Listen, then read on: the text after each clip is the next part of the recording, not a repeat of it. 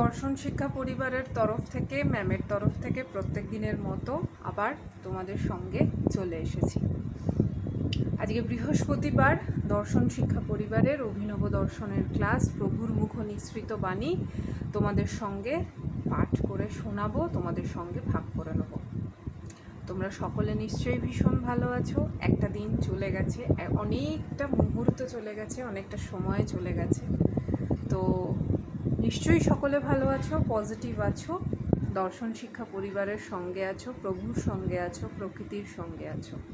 তাদের সঙ্গে থাকলেই থাকা হবে ম্যামের সঙ্গে। তো আমরা গত বৃহস্পতিবার দিন যে পর্বটা শুরু করেছি সেই পর্বের প্রথম প্যারাটা তোমাদের সঙ্গে ভাগ করেছি। পর্বটার নাম কি? 1,00,000 কোটি জীবের শক্তি তোমার মধ্যে বিদ্যমান, প্রতিটি মানুষের মধ্যেই বিদ্যমান 1,00,000 কোটি জীবের শক্তি। কবে এটা প্রভু বলেছেন, তার শিষ্যদের কবে বলেছিলেন? সুখচর ধাম থেকে, মানে ঠাকুর বাড়ি থেকে 20শে জুন 1981। কি বুঝলাম, কি বুঝছি? আদৌ কি এই যে এতগুলো পর্ব শুনেছি, কতটুকু কর্ণগোচরে গেছে, কতটুকু সত্যিকারের মনের সেই বিবেকের দ্বার খুলে আমি সেটাকে গ্রহণ করতে পারলাম, কতটুকু আমি নিজেকে মেলে ধরতে পারছি নিজের কাছে? প্রশ্ন উত্তরের খেলা কি চলেছে নিজের সঙ্গে? আজকে যেখান থেকে শুরু করব তার আগের লাইনটা যেখানে শেষ করেছিলাম গত বৃহস্পতিবার, সেটা শুরু করে দিলাম। সমস্ত গ্রন্থি ছিঁড়ে ছিঁড়ে ফেললেও কিছুই খুঁজে পাবে না, অদ্ভুত ব্যাপার। আজকে যেখান থেকে শুরু করছি, কোনো বিষয় বস্তুই খুঁজে পাবে না। প্রভু বলছেন কোনো বিষয় বস্তুই খুঁজে পাবে না। এই যে সব কাজকর্ম চলছে, আমি খাচ্ছি, চলছি, আমি উপলব্ধি করতে পারছি, আমি শুনতে পাচ্ছি, আমার ভালো লাগে, আমার আনন্দ হয়, এই রকমে তোমার চিন্তাধারাকে খুঁজতে গেলে কিছুই পাবে না। কার ভালো লাগে, কার খিদে পায়, কার আনন্দ লাগে, কে খুঁজছে, কে শুনতে পাচ্ছে, এই যে প্রত্যেকটা অনুভূতি, সেই অনুভূতিগুলো কোথায় রয়েছে লুকিয়ে? এই যে প্রত্যেকটা উত্তেজনা, সেই উত্তেজনাগুলো শিরায় শিরায় কোষে কোষে কোথায়? তন্ন তন্ন করে দেহটা চিরে ফেললেও কিন্তু খুঁজে আমি পাবো না। যদি জ্যান্ত অবস্থায়, মানে এই দেহে থাকা অবস্থায় যদি চিরতে যাই, তাহলে মনে হবে আবার সেই অনুভূতি লাগছে। হয়তো ততক্ষণে হতেই পারে সোলটা বেরিয়ে গেল দেহ থেকে, তখন আর তুমি কাকে খুঁজবে? তখন তো শুধুই ডেড বডি। তাহলে এক কথায় কি এটা বোঝা যায় না, আমরা যত জনের সঙ্গে, যত প্রিয়জনের সঙ্গে ভাবছি যে একটা না একটা ইন্টারাকশন আমাদের চলছে, একটা না একটা মায়ার টান আছে, সবটাই কিন্তু ডেড বডি। এই মায়াটা মহামায়ার মায়া। এটা পৃথিবী লোকের সান্নিধ্যে, পৃথিবীর মাধ্যাকর্ষণ টানে, পৃথিবীর আকর্ষণে এই মায়াটা থাকবে। এবং এখানে যেহেতু তামসিক গুণের খেলাটা একটু বেশি, বিশেষত যেহেতু যে যুগের মধ্যে দিয়ে আমরা এগোচ্ছি, সেই কলিযুগের সান্নিধ্যে, তাই তামসিক গুণের প্রাধান্যটা একটু বেশিই পাবে। কিন্তু যদি আমি সঠিকভাবে সেই বিবেকের দ্বার যা প্রকৃতি থেকে দান করা হয়েছে তাকে যদি সঙ্গে নিয়ে চলতে পারি, তাহলে কিন্তু আমার বুঝের সেই বুঝ পরিস্ফুট হয়ে যাবে। তখন আমি কিন্তু তামসিক গুণের প্রাধান্যের মধ্যে এইটা ফিল করব না, আমার খারাপ লাগলো, আমার ভালো লাগলো, আমার দুঃখ হলো, আমার কষ্ট হলো, আমার আনন্দ হলো, আমার উত্তেজনা সৃষ্টি হচ্ছে। তখন শুধু এটাই মনে হবে, এই যাদের সান্নিধ্যে, যাদেরকে নিয়ে এই অনুভূতি আমার জন্য আমি ক্রিয়েট করছি, আমার জন্য আমি তৈরি করছি, সবটাই তো একটা ডেড বডি। তার মধ্যে সোলগুলো ইনজেক্ট আছে বলে সেই জন্য এত কিছু, এত মায়ার সম্পর্ক, এত খেলা, এত অনুভূতির চাহিদা। এত বেঁচে থাকার চাহিদা, যখনই আমি এইটা সত্যিকারের অন্তর থেকে স্বীকার করে নিতে পারবো যে বাকি যাদেরকে দেখছি, এমনকি আমার নিজেকেই, এই যে আমার নিজেকেই, এই যে মহা চৈতন্যের আর একবার সে নিজেকেই নিজেকে বলছে আমি, এই যে অহং সত্তাটা, এই অহং সত্তা দিয়ে বুঝে যাবে, সত্যিকারের বুঝ হবে যে এটা তো একটা ডেড বডি। তাহলে আমি যে, তাকে কি আমি খুঁজে পাচ্ছি? আমি যে, তাকে কি আমি দেখতে পাচ্ছি? আমি এই ইন্দ্রিয়গুলোর সাহায্যে পরিদৃশ্যমান জগৎকে বুঝছি। আমাকে আমি বুঝবো কোথা থেকে? আমার যে দৃশ্যটা, আমাকে দেখতে কেমন বা আমি কে, তখনই এই এতগুলো প্রশ্ন চলে আসে। তাহলে এতগুলো প্রশ্নের বা এতগুলো বোঝার জায়গাটায় আসা অবধি কত ছোট করে, কত সুন্দর করে প্রভু বললেন যে আমি এই যে সব কাজকর্ম চলছে, আমি খাচ্ছি, আমি চলছি, আমি উপলব্ধি করতে পারছি, আমি শুনতে পাচ্ছি, আমার ভালো লাগে, আমার আনন্দ হয়, এই রকমের তোমার চিন্তাধারাকে খুঁজতে গেলে কিছুই পাবে না। ফাঁকা থেকে যে এসেছো তার ইঙ্গিতটা প্রতি মুহূর্তে তোমার এই দেহ যন্ত্রের ভিতরে খেলে যাচ্ছে। ফাঁকা থেকে এসেছি বলেই তো সেই জন্য সব সময় আমাদের প্রত্যেকের মনে হয় আমরা কেউ পরিপূর্ণতা লাভ করতে পারিনি, কিছু যেন আমাদের একটা খামতি থেকে যাচ্ছে, কিছু যেন আমার একটা নেই। কারণ আমি তো নিজেই ফাঁকা। আমাকে আবদ্ধ করার একটা সুযোগ করে দিয়েছে প্রকৃতি তৈরি হওয়ার জন্য। সেই আবদ্ধ হওয়ার ক্ষেত্রটা কি না, এই দেহক্ষেত্র, এই দেহটা, এই যন্ত্রটা। আমি যতক্ষণ এখানে আছি ততক্ষণ এত কিছুর ব্যাপার, এত কিছুর খেলা।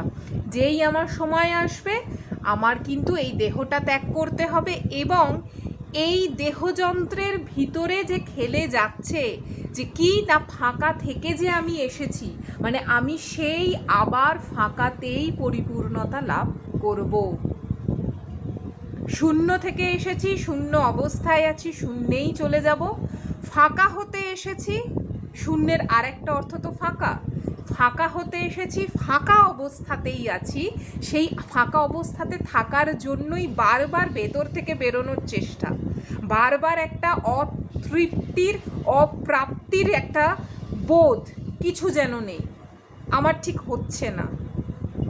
এবং যখন এই দেহ থেকে চলে যাওয়া, সেই ফাঁকাতেই মিশে যাওয়া। এই সামান্য ক্ষুধার থলিটা মানে উদর, পেট, কথাই চিন্তা করে দেখো। প্রভু বলছেন এই সামান্য ক্ষুধার থলিটার কথাই চিন্তা করে দেখো। খেয়ে যে যাচ্ছ, এই উদরটাকে কোনোদিন ভর্তি করতে পেরেছো? আমরা কি কেউ কোনোদিন সব সময়ের জন্য আলটিমেটাম পেটটা ভর্তি করে রেখে দিতে পেরেছি যে হ্যাঁ আমার পেট ভর্তি, আমাকে আর কোনোদিন কোনো অন্য কোনো কিছু গ্রহণ করতে হবে না, আমার উদর একদম ভর্তি? সেটা কি আমরা কেউ কোনোদিন করতে পেরেছি? ভরতে পারবে? পারবে না। এই ইন্দ্রিয়গুলো চক্ষু, কর্ণ, নাসিকা, জিহ্বা, ত্বক, এই ইন্দ্রিয়গুলির মধ্য দিয়ে ক্ষুধার মানে চাহিদার যে হাহাকার, তার কোনোটাই ভরতে পারবে না। শূন্যেরও একই ধারা। তুমি যতক্ষণ তাকিয়ে দেখো তোমার মনে হবে একটা সুন্দর দৃশ্য বা সমুদ্রকে দেখছি, যেটা তোমাকে তৃপ্তি দিচ্ছে। কারণ ওই যে বলেছি, কাম শুধু ওই সেক্সে নয়, তুমি যেটাতে তৃপ্তি পাবে, তোমার যেটাতে তৃপ্তি বোধ হবে, সেটাই কাম, সেটাই প্রভু বলেছেন। তাহলে ইন্দ্রিয়গুলির মধ্যে দিয়ে ক্ষুধার যে হাহাকার, তার কোনোটাই ভরতে পারবে না। শূন্যেরও একই ধারা। আমরা আমাদের ইন্দ্রিয়গুলো দিয়ে আমাদের কোনো চাহিদাই পরিপূর্ণতা লাভ করতে পারবো না বা পরিপূর্ণতায় যেতে পারবো না। সামান্য টয়লেটটা পর্যন্ত আমরা ধরে রাখতে পারি না। তাহলে আমরা এখানে কিসের ধরে থাকার কথা চিন্তা করছি যে এইটাই আমার? আমার এইটা থেকে যাবে। সামান্য মল মূত্র পর্যন্ত আমরা রাখতে পারি না, কারণ প্রকৃতি থেকে প্রত্যেকটা দেহের, প্রত্যেকটা সিস্টেমের, প্রত্যেকটা যন্ত্রের একটা একটা রুলস করে দেওয়া আছে। তাহলে আমরা যদি সাধারণ এইটুকু, এই চোখের যে পলকটা পড়ছে, অনেক পুরনো একটা ভিডিওতে আমার বলা ছিল এই চোখের পলক পড়া নিয়ে, এই চোখের পলকটাকে পর্যন্ত, ওই ফেলাটা পর্যন্ত আমরা ধরে রাখতে পারি না। ও কিন্তু ওর ঠিক ঠিক টাইমে ঠিক ঠিক চোখের পলকটা ফেলতে থাকবে।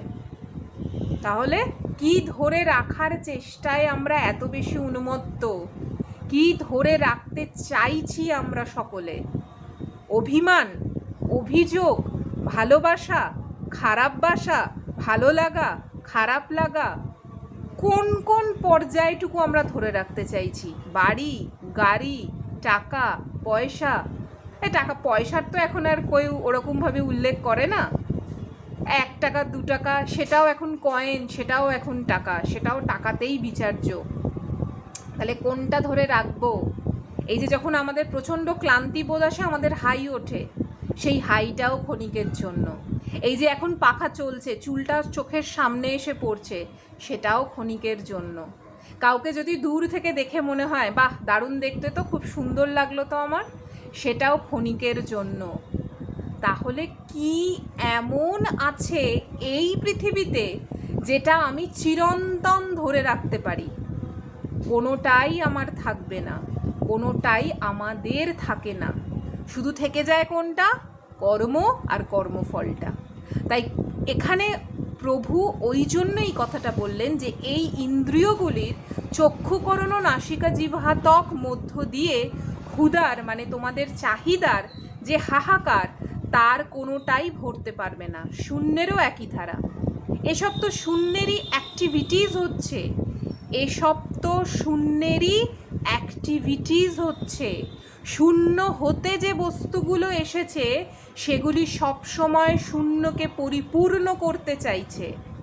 পরিপূর্ণতার টেন্ডেন্সি ওই শূন্যেই, শূন্য থেকেই, শূন্যের মধ্যেই।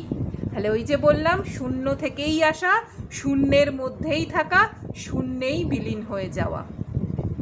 শূন্যকে পরিপূর্ণ করার জন্য যে কামনা, বাসনা, আকাঙ্ক্ষা, সেটাই কাম। ওই যে বললাম, যেখানে যেখানে তৃপ্তি, সেটাই কাম। তাই প্রভু বলছেন শূন্যকে, আমি ভীষণ একা, আমার এই একাকিত্ব কাটানোর জন্য আমার একটা পরিপূর্ণতার দরকার। তাহলে আমার শূন্যতার এই দিকটাকে কাটানোর জন্য, বা আমার শূন্যতার এই অনুভূতিটাকে কাটানোর জন্য আমার কিছু একটা দরকার। তাহলে এই যে পরিপূর্ণতাটা, এই পরিপূর্ণতাটা, এই হাহাকারটা কোথা থেকে এলো? তাহলে কি বললেন প্রভু?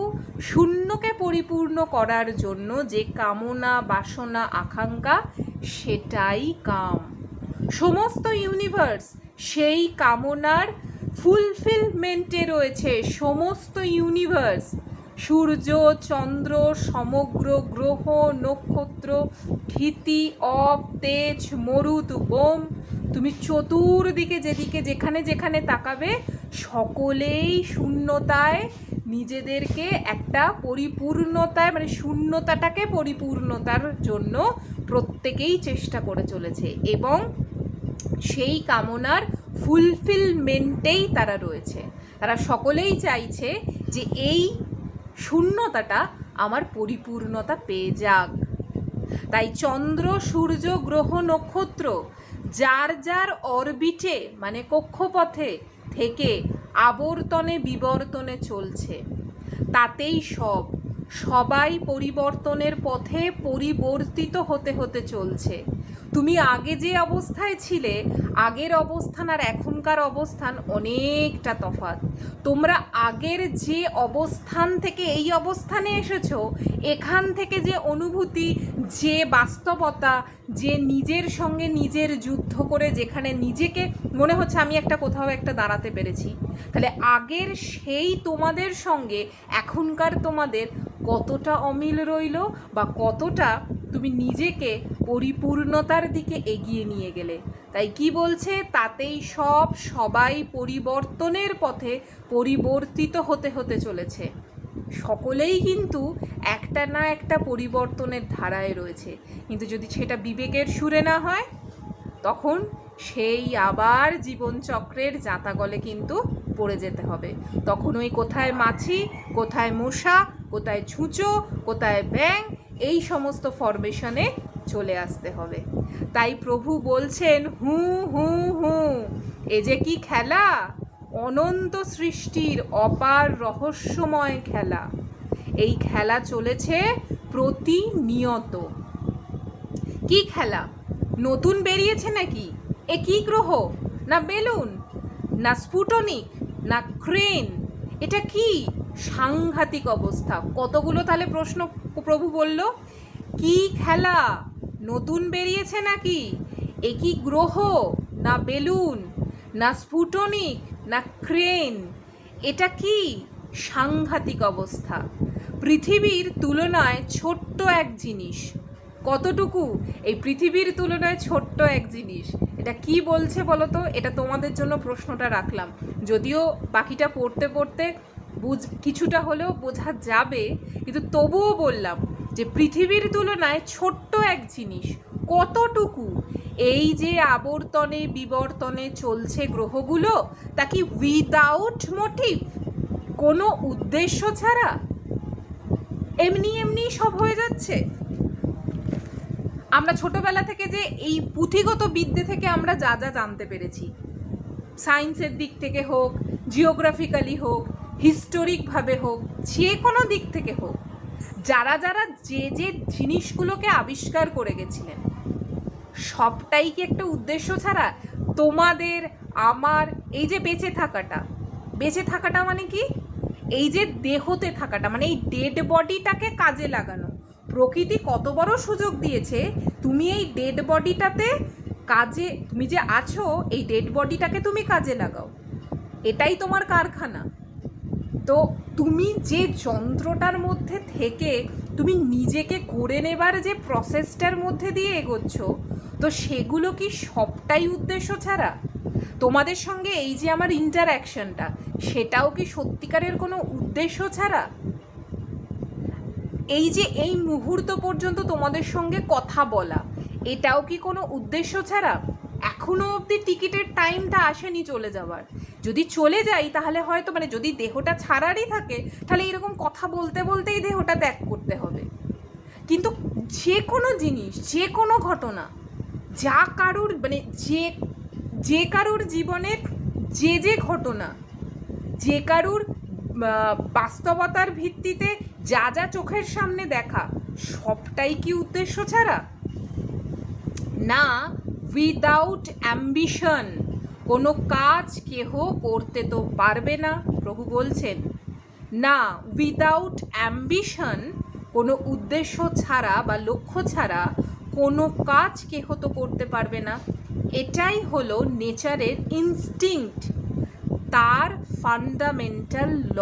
ওই যে অঙ্কটা কিন্তু কষা আছে, শুধু তুমি জানো, তুমি প্রসেসটাও জানো, তুমি শুধু ভুলে গেছো, বা আমি শুধু ভুলে গেছি।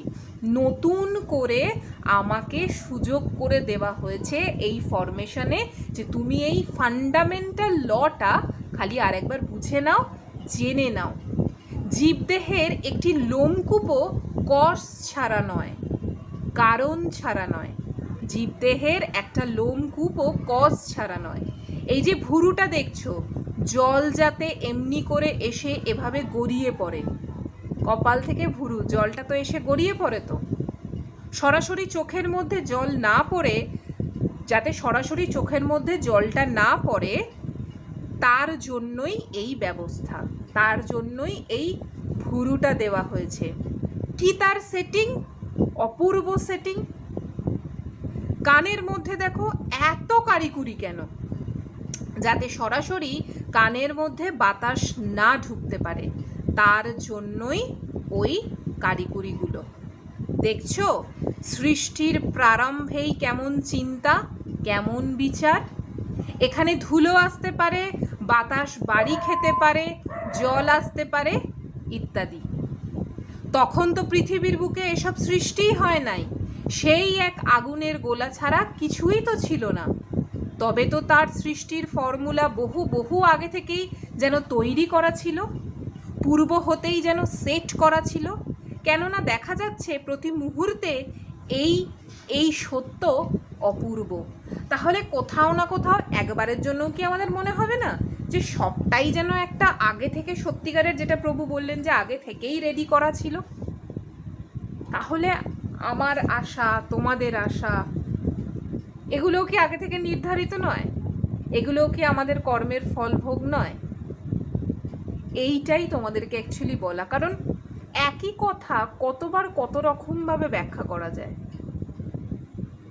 একটাই কথা বলা যায়, নিজেকে জানো। নিজেকে চেনার চেষ্টা যতক্ষণ আমরা চালিয়ে যেতে পারবো, কারণ এই জানাটা বৃহৎ, এর কোনো শেষ নেই, আর দারুণ মজা, দারুণ মজা। আর সেটার থেকেও বড় কথা, এই জানাটা জানতে গেলে কিন্তু আঘাত পেতে হবে, জানাটা জানতে গেলে কষ্টটাও ভোগ করতে হবে। এবার এইগুলো সাময়িক, এইগুলোতেই আমরা মানে প্রচণ্ড রকমভাবে মনে করি যে ও আমি আর পারছি না। এই ছোট ছোট অনুভূতিগুলোকে পেরিয়ে, এক একটা সিঁড়ি পেরিয়ে আমাদের এগিয়ে যাওয়াটাই হচ্ছে নিজের খোঁজটাই হচ্ছে আসল জায়গা। আজকের মতো এটুকুই। প্রত্যেকটা যে কথা বললাম না প্রভুর, যদি কারোর মনে হয় যে এই কথাগুলোর মধ্যে থেকে মানে আমি কতটা কি পাচ্ছি আমি জানি না, কিন্তু কোথাও যেন মনে হচ্ছে এগুলো আমার জানা, এগুলো কোথাও না কোথাও কখনো না কখনো আমি জানতাম, বা কারুর মনে হতে পারে এগুলো তো নতুন কথা, এগুলো তো আমি কিছু জানতাম না। আমি রিকোয়েস্ট করব, তোমরা একটু না বারবার কথাগুলোকে শুনো। নিজেদের সঙ্গে নিজেদের পরিচর্যা করতে আমরা তো সেই সুযোগটা পাই না, বা আমাদেরকে কেউ বলে দেওয়ার নেই যে এই পরিচর্যাটা তোমরা করো। প্রভু বলে দিচ্ছেন, প্রভু বলে দিচ্ছেন। তাই সেইটা চেষ্টা করে দেখো তোমরা কতজন বিবেকের সুরে, বিবেকের হাত ধরে তোমরা এগিয়ে যেতে পারছো। আজকের মতো এটুকুই। নেক্সট ভিডিওতে আবার দেখা হচ্ছে। বৌদ্ধ দর্শন নিয়ে, সৌতান্ত্রিক সম্প্রদায় নিয়ে আলোচনা করব। সকলে ভীষণ ভালো থাকো, পজিটিভ থাকো, দর্শন শিক্ষা পরিবারের সঙ্গে থাকো, প্রভুর সঙ্গে থাকো, প্রকৃতির সঙ্গে থাকো, নিজের বিবেকের সুরে থাকো। ব্যাস এটুকুই বলার। আর সকলে বলো রাম নারায়ণ রাম, রাম নারায়ণ রাম, রাম নারায়ণ রাম। নেক্সট ভিডিওতে দেখা হচ্ছে। আজকের মতো টাটা।